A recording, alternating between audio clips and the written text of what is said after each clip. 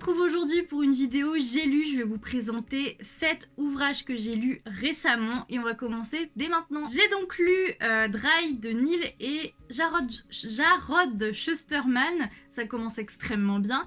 Donc c'est un livre que j'ai vu passer sur toutes les chaînes, tous les comptes Insta et certainement tous les blogs. Voilà, donc ici on est dans un monde où il y a une pénurie d'eau aux États-Unis et on se doute bien que si ça nous arrivait à nous réellement, on serait littéralement en train de devenir complètement fou. Bah là justement on va suivre ces personnages qui n'ont absolument plus d'eau et qui doivent quand même survivre, donc partir à la recherche de liquide pour vivre en fait. Alors le concept déjà me plaisait énormément, j'adore, enfin ça me rappelle vraiment un univers post-apocalyptique, genre putain j'ai plus d'eau, je vais crever, il faut absolument que j'aille faire des recherches, enfin vraiment trouver tout ce que je peux pour survivre. Donc je m'attendais à ça et c'est ce qu'il y a eu au début, les personnages étaient affolés, enfin vraiment on était dans un univers très apocalyptique en fait, hein, voilà. Où du coup il y avait des bagarres pour quelques gouttes d'eau ou tout ça, et c'est ce qui me plaisait, voilà, c'est le genre de truc qui me plaît, j'aime bien être dans cet aspect survie. Malheureusement, très vite, l'histoire a pris un tout autre tournant en fait. Il y a plusieurs personnages en fait, avec plusieurs points de vue du coup. Donc Alyssa, son voisin Kelton, ils ont le même âge à peu près. Et puis au fur et à mesure des pages, il y a des personnages qui se rajoutent. Au début j'aimais beaucoup, voilà, c'était vraiment l'esprit survie et tout, c'était trop bien, c'était le choc de l'annonce et tout ça. Pendant les 3/4 du livre en fait, ça change complètement d'ambiance, d'atmosphère. On va se retrouver dans un... c'est ce que j'appelle un road trip en fait, voilà. Donc les personnages partent en quête d'eau, mais en fait... ils ne s'arrêtent jamais en fait, ils vont d'un point A à un point B, C et patati patata, ce qui fait qu'en fait l'aventure en soi est hyper longue en fait, t'as l'impression que ça va jamais s'arrêter et que en fait les personnages font juste font que voyager en fait et c'est tout en fait. Enfin en tout cas moi je l'ai ressenti comme ça, j'ai pas eu le sentiment d'avoir les émotions des personnages en tête. Pour moi c'était vraiment mais que de l'aventure quoi en fait. C'était que de l'aventure et pas un livre dit de survie en fait. Je suis déçue de ce livre en fait, j'en attendais beaucoup, surtout après tous les commentaires positifs que j'ai eus à ce sujet. Et finalement c'est une déception, donc je sais pas si c'est moi qui suis trop exigeante niveau catastrophe, ou si c'est parce que justement j'ai entendu tellement de belles choses que je me suis fait clairement un faux espoir en fait. Donc je lui ai mis un 4 sur 10. J'ai lu Les Royaumes de Feu, donc le premier tome, La Prophétie, donc ça c'est sous format BD, il existe aussi les romans, et c'est de Q.T. Sutherland et dessiné par Mike Holmes. Donc je vais vous montrer l'intérieur, en tout cas l'objet livre est incroyable, c'est magnifique, ça on peut clairement pas dire le contraire, les illustrations sont d'une beauté, c'est complètement fou. Puis la couverture, juste incroyable. Alors, ici, j'ai commencé cette saga, en fait je voulais absolument lire cette saga, mais pas sous forme de roman parce que je sais que j'ai du mal avec les dragons, et je me disais que ce serait plus simple à digérer sous forme BD. Voilà, donc on va suivre plusieurs dragonnets du coup qui ont été entre guillemets formés faire la paix. Et en fait si vous voulez, dès les premières pages en fait, on a une présentation de tous les dragons, de toutes leurs spécialités. Et c'est vrai que quand on te balance autant d'informations en quelques pages, moi je me suis retrouvée mais complètement perdue. Donc en fait très clairement pour moi il vaut mieux avoir lu les romans avant ou ne lire que les romans, parce que ne connaissant pas du tout l'univers, j'ai eu une avalanche d'informations.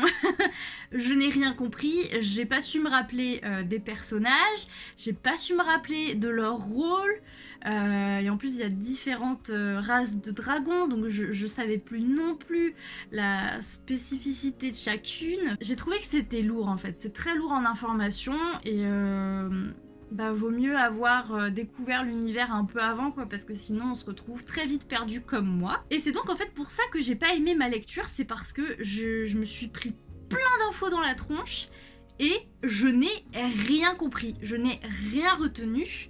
Et du coup, je me suis perdue, voilà, je savais plus quel dragon faisait quoi, quel était le rôle de machin, quel était le nom de bidule. Le point très positif de ce livre, ce sont les graphismes qui sont mais incroyables, mais malheureusement, au-delà de ça, niveau contenu et histoire, c'est une vraie galère à suivre, donc je lui ai mis un 3 sur 10. J'ai lu Tortue à l'infini de John Green, donc ici, pour tout vous avouer, ce livre n'était même pas dans ma wishlist.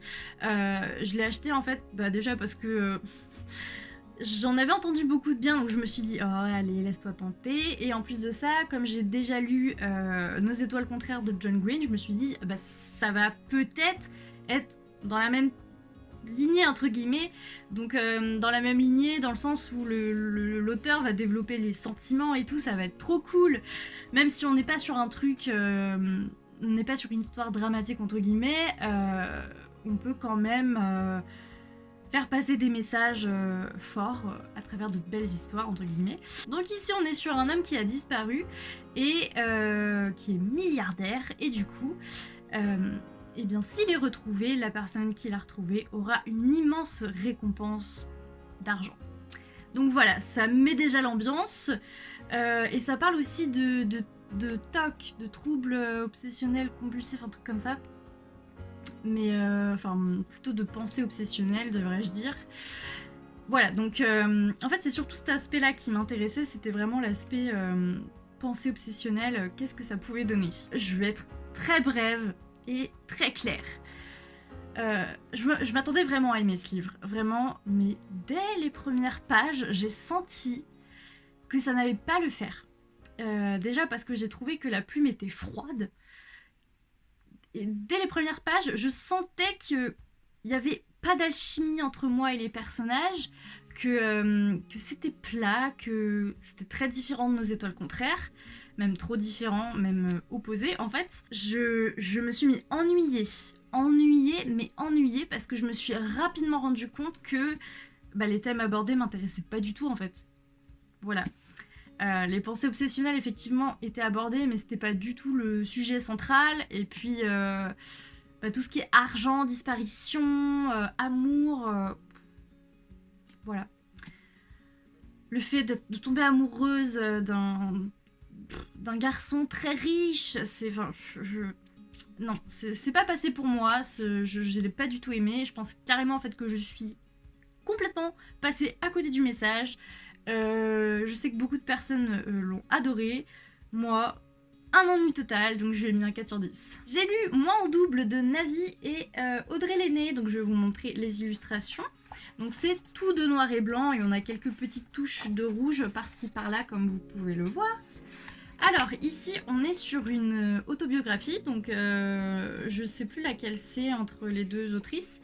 Mais du coup, ça fait référence à une vraie histoire, hein, voilà, d'une personne en surpoids qui essaie d'apprendre à aimer son corps, à arrêter de se juger en permanence, à arrêter de se comparer aux autres.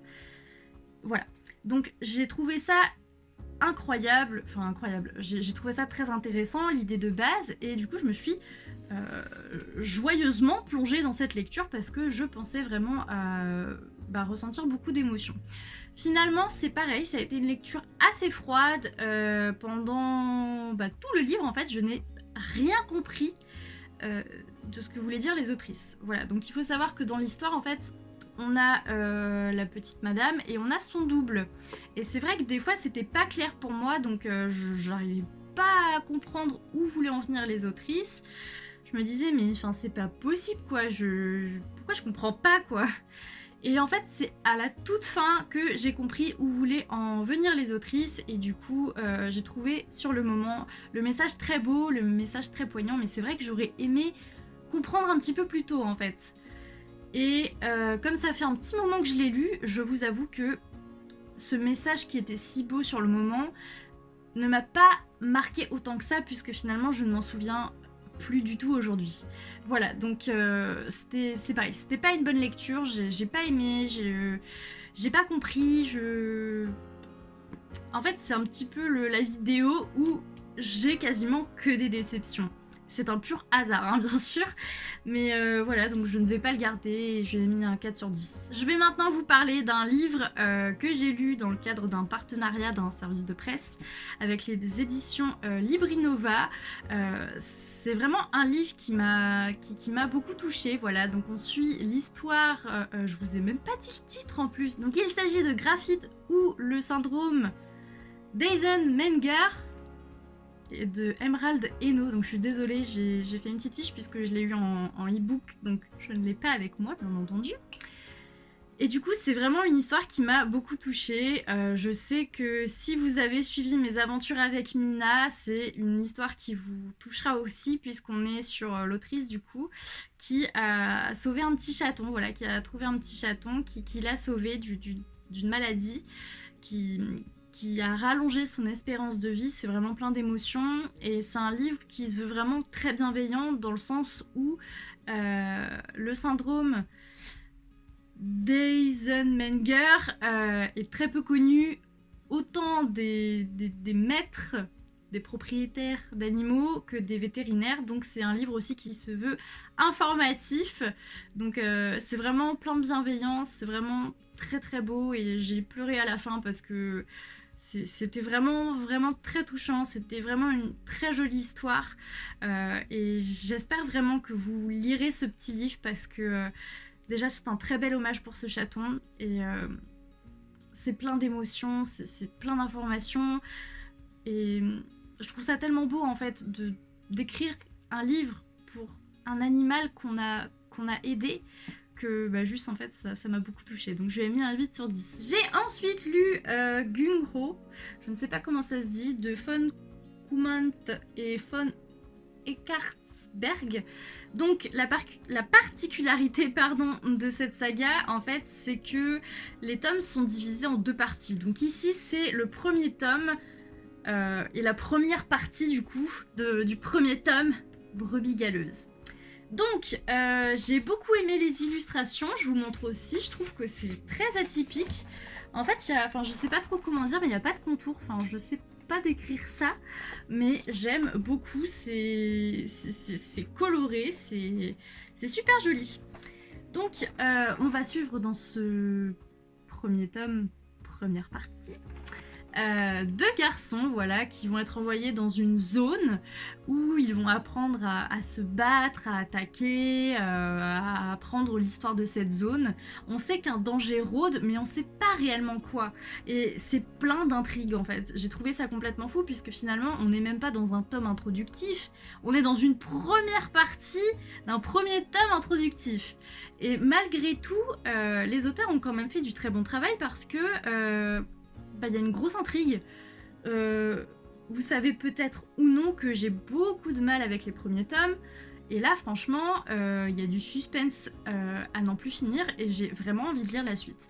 Donc il y a de très fortes chances que je continue la saga puisque ça m'a laissé sur ma faim, quoi. Moi, je veux le fin mot, en fait. Je veux savoir ce qui se passe en fait dans cette zone et même dans les zones alentours parce que le danger n'est pas que dans cette zone là. Donc voilà, je veux vraiment savoir, c'était bien tourné, c'était bien, c'était intéressant, donc j'ai mis un 7 sur 10. On termine avec le garçon du sous-sol de Catherine Marsh qui est un abandon. Vraiment, je pensais aimer puisque, en tout cas, le résumé me laissait penser qu'il y aurait beaucoup d'émotions, que ce serait super joli. Une belle histoire, une histoire triste bien sûr, mais qui finit bien quand même. Donc, tout est dans le titre en fait. Hein. On suit un garçon qui est réfugié et qui du coup, pour, on va dire, vivre correctement, se réfugie dans une maison.